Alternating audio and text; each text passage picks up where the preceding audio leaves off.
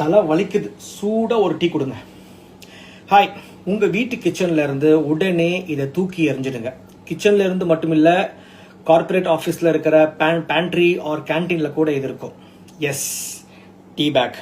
ஆமாங்க, இந்த மாதிரி ஒரு டேஞ்சரான சமாச்சாரம் வேறு எதுவுமே இல்லை. டீட்டெயிலாக சொல்கிறேன், கவனமாக கேளுங்க. லேட்டஸ்ட்டாக யூனிவர்சிட்டி ஆஃப் பார்சிலோனாவில் ஒரு ஆராய்ச்சி செய்தி வெளியிட்டிருக்காங்க.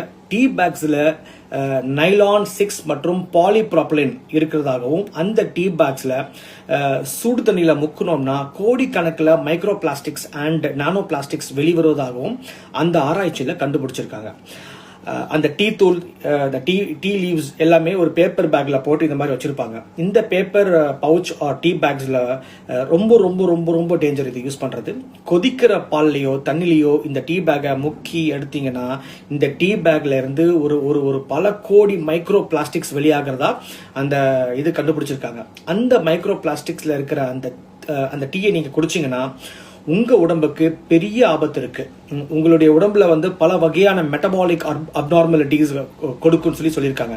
மெட்டபாலிக் அப்நார்மலிட்டிஸ்னால் என்னென்னா, உதாரணத்துக்கு இன்ஃபர்டிலிட்டி, அதாவது மலட்டுத்தன்மை, PCOS, ஹார்ட் ப்ராப்ளம், கேன்சர், முக்கியமாக கோலோன் கேன்சர், அதாவது குடல் புற்றுநோய் வர நிறைய வாய்ப்பு இருக்கிறதாக சொல்லியிருக்காங்க. ஸோ கண்டிப்பாக உங்கள் வீட்லேயோ ஆஃபீஸ்லேயோ டீ பேக் இருந்துச்சுன்னா அதை குப்பையில் உடனே தூக்கி எறிஞ்சிருங்க.